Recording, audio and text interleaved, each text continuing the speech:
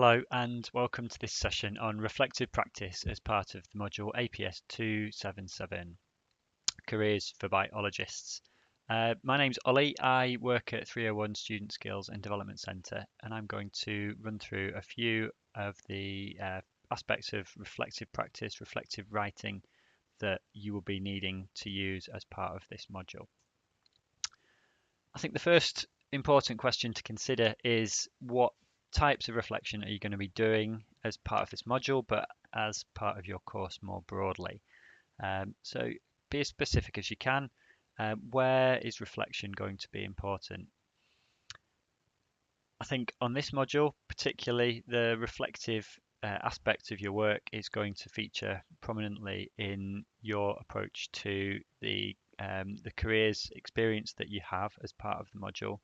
So what you get out of attending the various careers events that you go to in both the autumn semester and the spring semester, and what you get out of any work placement activities that you do as part of the module as well.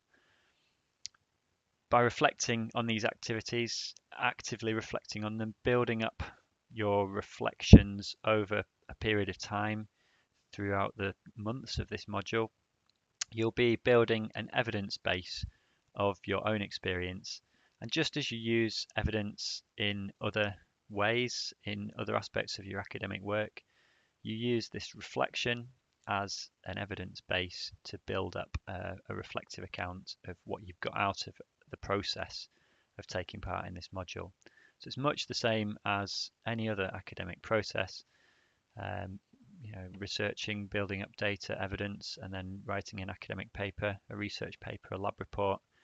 Here, your evidence, your data is yourself, and you need to build up that base of data that you can then use for reflection throughout this module.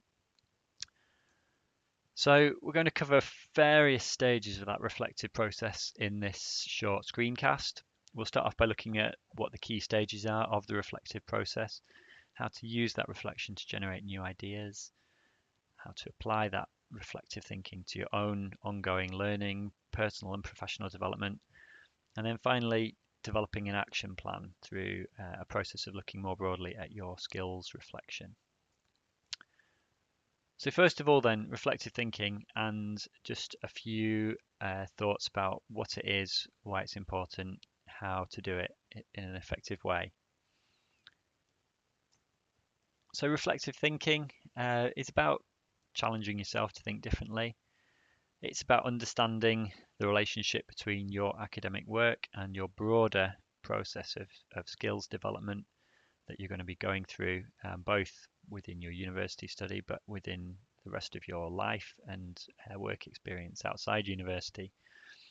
It's about building an awareness of what your strengths are and how to articulate those strengths, identifying where and why you've developed those strengths, but also identifying what your weaknesses are and where you might be able to go to address them. And that's about identifying your skills gaps. And this process of identifying and addressing skills gaps is about a process of continuous professional development. And that's something that will be a feature not only of your university course, but of whatever career comes after. This is a fairly well-established definition of what the process of reflection is about in a university context. And I think there's an important bit of this that's worth highlighting. It's this idea that your feelings, your thoughts, which, as I mentioned earlier, is the kind of data, the evidence that you're producing through reflection, that allows you to then formulate theories, ideas, concepts that you can use and apply to new situations in the future. Now, before we go any further, I would like to ask you to have a think about doing a short activity. If you could just pause the slides, pause the screencast for a few moments while you do this. I would recommend taking no more than 5 minutes to do this. Give yourself a strict time limit because you don't want this to expand into a sprawling short story. What I'm really asking is just a very, very short account, maybe 3 or 4 sentences, thinking about a recent academic experience, either something positive or negative, but something that you learned something significant from. And if you have a go at writing that down, try and include a beginning, a middle, and an end in this account. So pause the screencast and I'll give you a few moments to do that.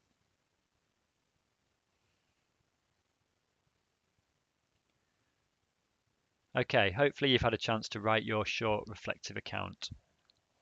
What I'd like to ask you to do now is take your reflective account and see if you can map this reflective cycle onto it.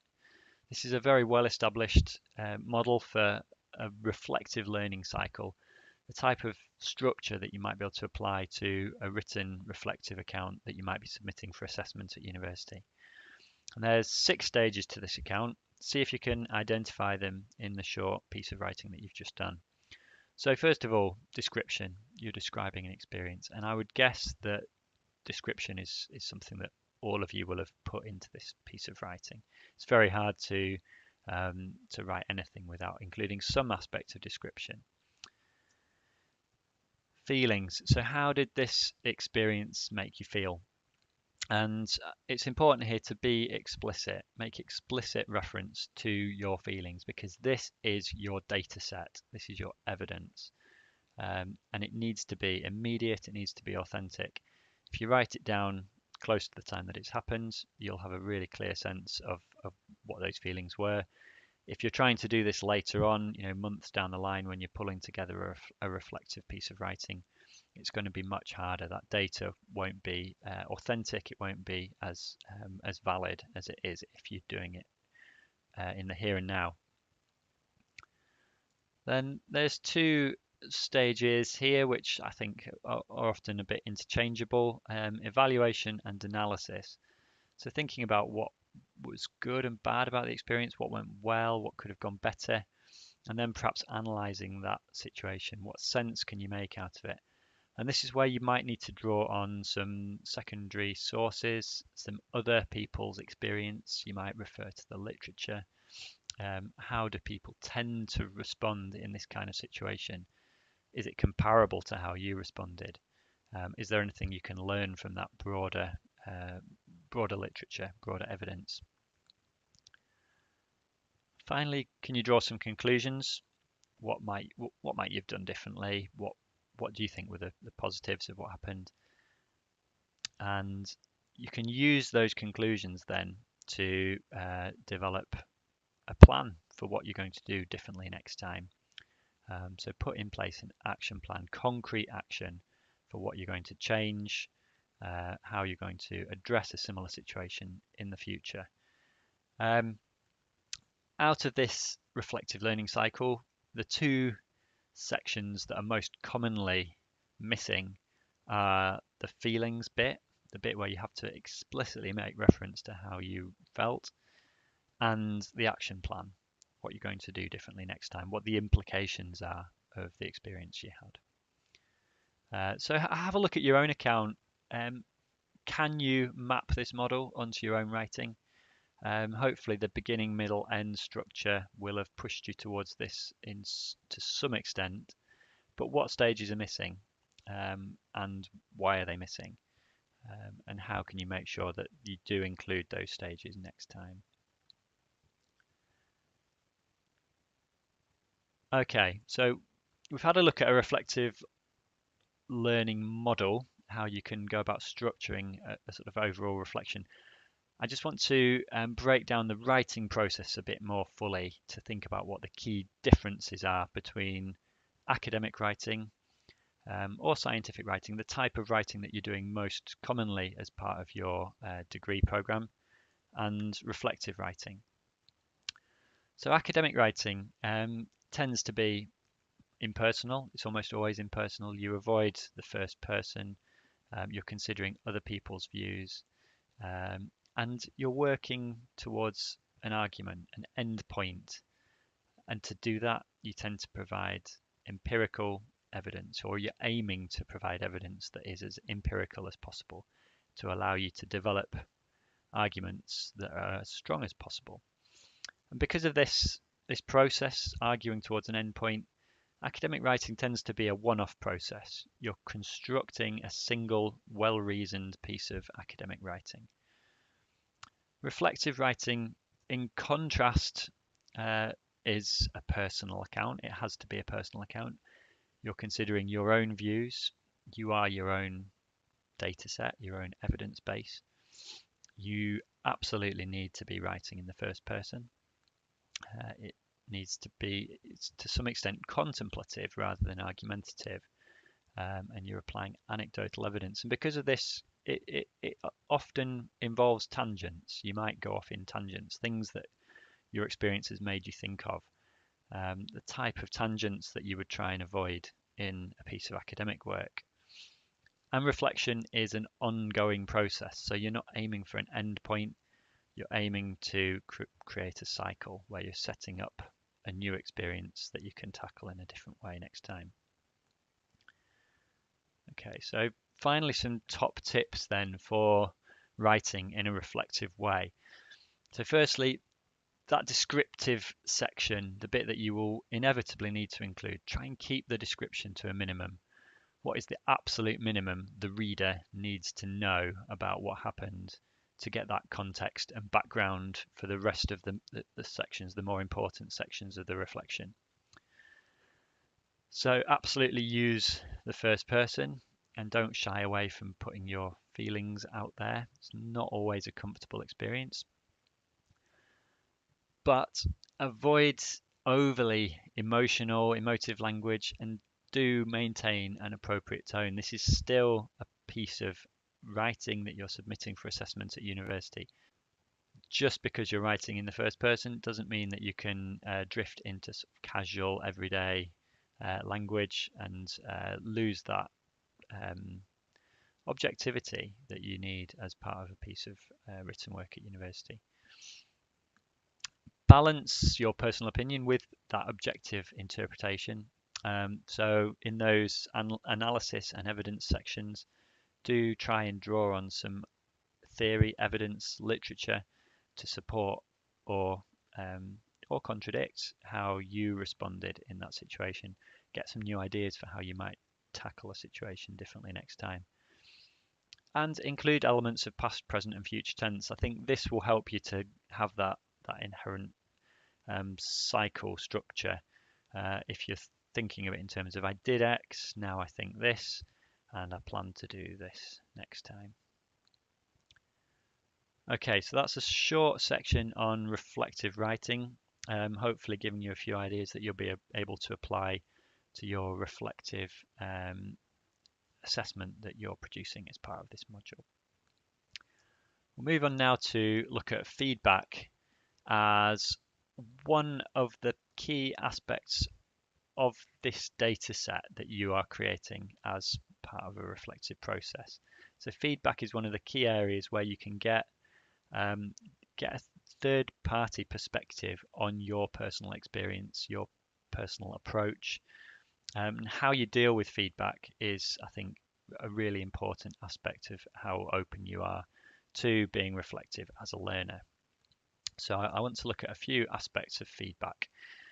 And this draws on an idea that's known as insight, that the ability to handle feedback about performance is a key marker of insight, but also that feedback on performance is always an anxiety-inducing process. It's something that I think, because of that anxiety that is attached to it, can often push us in less productive directions in how we deal with the feedback that we're getting. So, thinking about an example of recent feedback on your academic work, I'd like you to just have a look at these words, these 5 different terms below, and think about which of them most accurately describes how you tend to feel about getting feedback on your academic work.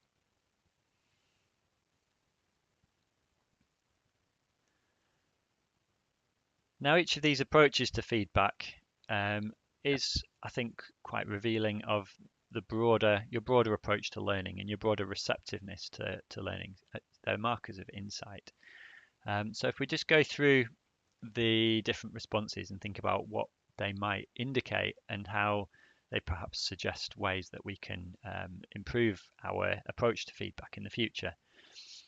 So if you tend to be a little bit defensive, it can often suggest that there's a lack of ownership for the work that you've submitted, and this can often be the result of perhaps a lack of engagement with the task. Perhaps you've left it to the last minute. Perhaps you secretly know you didn't put everything into the task. And this tends to push us into this defensive mode. We know we didn't put everything into it, so we're instantly on guard about what people are telling us about the work. Secondly, head in the sand. Again, this is a kind of defense mechanism, one that is often used to avoid the challenge that is inherent in the feedback. So try and ignore the feedback because perhaps we're worried about having had bad experiences in the past, pieces of work that have been evaluated more harshly than we would have liked. So perhaps it tends to close down receptiveness to feedback and push us into this defensive mode. Thirdly, mildly anxious. And I suspect this will be the most common response. And it's one that on the face of it, we might think is not necessarily a good thing. But anxiety is an indicator that we're primed for success around the task. It suggests that we're really emotionally invested in the work that we've done and invested in the feedback that we're getting on it. And this is really what the goal is around feedback, to achieve this state of mild anxiety, not tipping over into extreme anxiety, that allows us to care about the work we've done, care about the feedback we're getting on it, and learn at this kind of cutting edge of where our investment in the task lies. Take it or leave it, a sense of indifference to the feedback. And again, this can often mask external blockers to learning.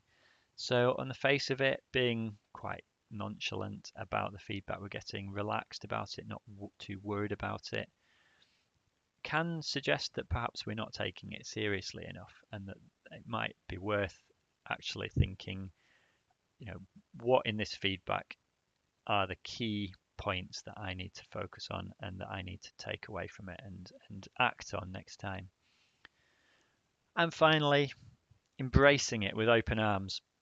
Now, this on the face of it seems like an extremely positive response. Surely we should all be totally open to feedback, desperate for it, really happy to receive any criticism, positive comments, soak it up. But often, I think if we're too open up for feedback, too positive about it, it tends to deflect our attention to the criticism, the critical elements of feedback. Perhaps we're not going to be as attentive to the bits where we need to pay attention to what to do differently next time. So mild anxiety tends to be the goal when we're dealing with feedback, but again, not letting that drift over into one of these more defensive or deflective approaches. In terms of what you do with your feedback, transforming it into action, there's something called the feedback portal available on the university web pages. You can access it via Muse, My Services, and if you look for feedback portal, you'll be able to go into it and add some feedback to it. And this is a place where you can record all of your feedback interactions. You can save them, store them, you can reflect on them, and it will give you a database of feedback that you can look back on. And this is when feedback becomes extremely powerful, is when you've got a larger data set. Just like reflection, it's about building that data set, that evidence base that you can look back on to spot those common themes. So you'll end up with something like this, a feedback record, where you can go and have a look at your previous feedback, add new feedback. And you'll see that I've got a few bits of feedback there. I've got modules attached to them. I've got dates. I can track the grades that I've got for those bits of feedback by having a look at my grade graph. I can also rate the feedback for usefulness. So if some bits of feedback I've got on my work are, I don't feel like they add that much, I'll give them a lower usefulness rating. Others I think will have really important things that I need to remember next time, so I'll give them a high usefulness rating. When I come to a future piece of work, I can easily and quickly look back at the really useful bits of feedback and take away some of those key points from them. Okay, so I'd recommend you have a look at that and perhaps think about using it as a way to start logging and recording feedback. Some top tips on feedback. Do collect it. If you've had exams and you've got the option to come in and have a look at the marked script, make the most of it. It's an opportunity to get some really, really valuable insights into what went well, what went less well, what you can do differently next time.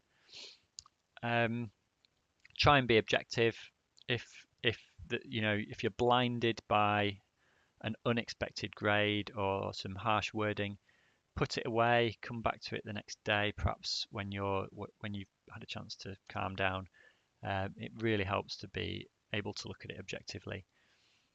Do store it. If you're not using the feedback portal, use a paper folder, use an online folder, find somewhere to keep it all in the same place so that you can compare across modules. Follow up on it. Feedback doesn't have to be an endpoint. All tutors, all markers at university are more than happy to meet you and talk through feedback after you've had it. So do get in touch with them and ask for that if you need it. And finally, there's no reason why you only have to get the feedback on your own work. If you swap your feedback with your peers, have a look at what comments have been put on other people's work. That can be really helpful for seeing what you've done differently, how it compares to what your peers have done, and you might be able to get some insights from their feedback as well that you can apply to your own work to help you avoid making similar mistakes or to copy the things that they've done well in the future. Okay, we'll move on now to a final section on reflecting on your skills. And this really is integral to the module that you're doing at the moment, because it's a module where you're aiming to bring together all aspects of your university experience and your experience outside university.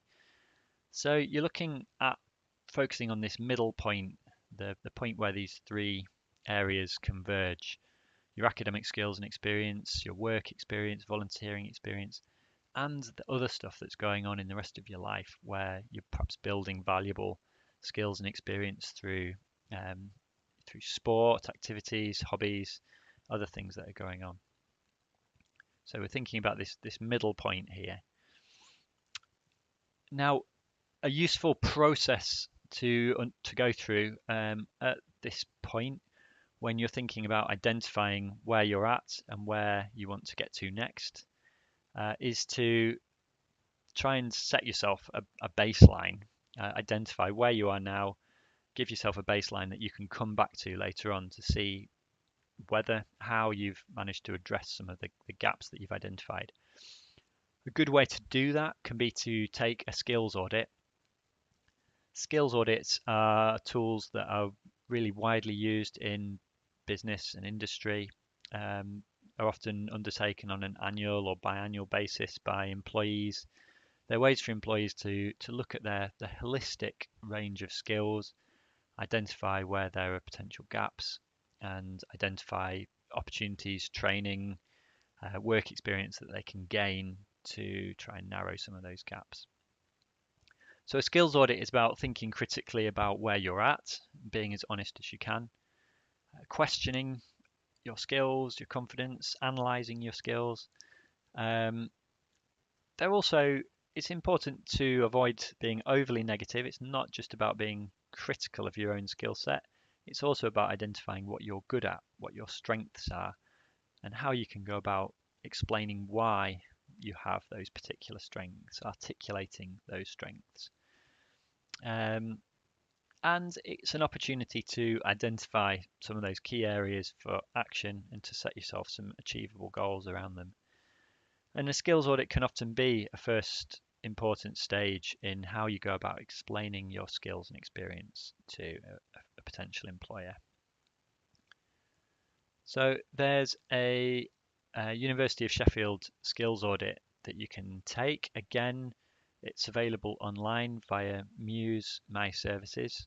If you go to 301 Skills Audit under My Services, you'll find this online reflective tool that can help you to go through this process.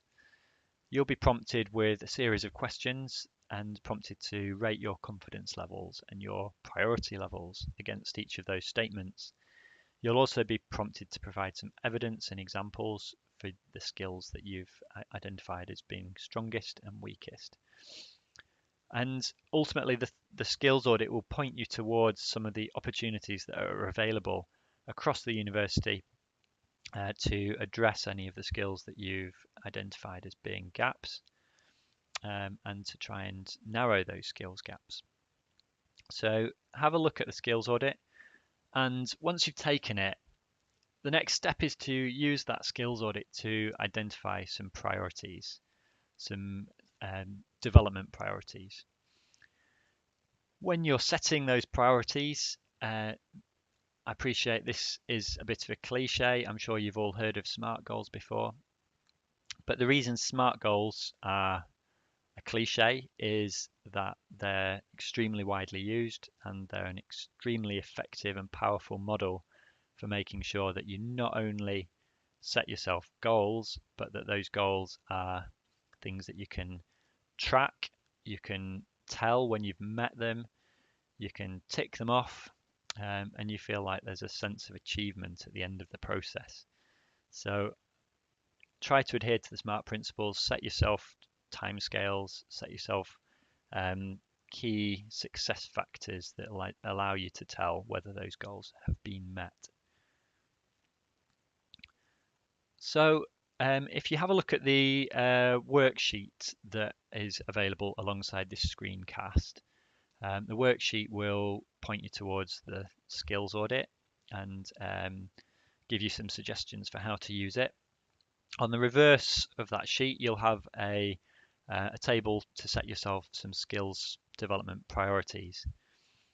So have a look at this priority table, and once you've got the results from your skills audit, have a go at filling in perhaps 2, 3, 4 priorities for development over the course of the semester. And try and remember to keep those priorities, those priority goals, as smart as you possibly can to address those skills. If you'd rather do it based on your reflective account that you've just written, you can do that as well. There might be something that has emerged from that that you can identify as a priority for development. This task should only take about 10 to 15 minutes altogether. So it will probably take you about 5 minutes to take the skills audit. You can do it on your smartphone. It's dead easy, and it might take you 5 or 10 minutes to set yourself some priorities off the back of that.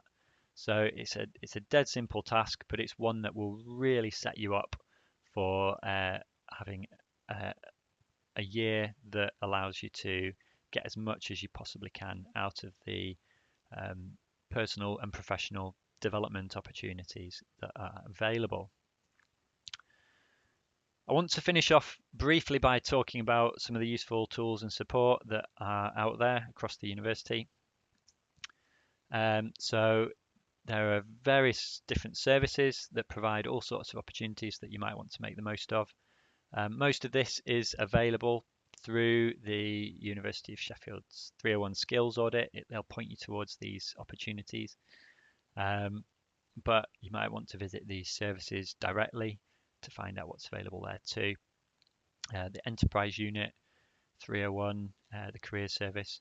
Students' Union have a whole range of opportunities that are available, ways that you can get some valuable experience.